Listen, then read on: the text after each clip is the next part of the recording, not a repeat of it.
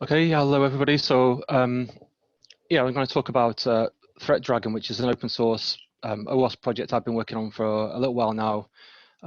Helped more recently by a few other collaborators, notably John Gadsden, who's really today the main contributor, I think, to the project. So I've got a tiny bit of PowerPoint just to frame it, and it's mostly demo.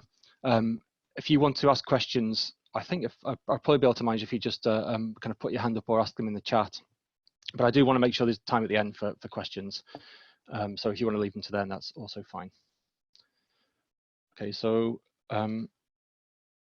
just in terms of the basics of what is Threat Dragon, well, it's an incubator project with OWASP, so it's one of the very first stage projects. Although I would say relative to most of the incubator projects, it's quite mature. So we've asked for promotion to labs.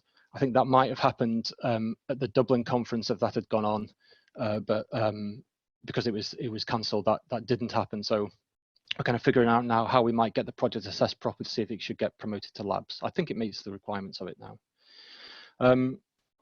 Basically, it's a stride type threat modeling tool. It works cross-platform, so we have an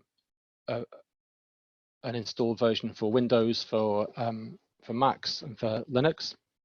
So obviously, it's open source, being OWASP, and I would say it's in many ways similar to the Microsoft tool that a lot of people are familiar with. But the main difference is, I would say, in terms of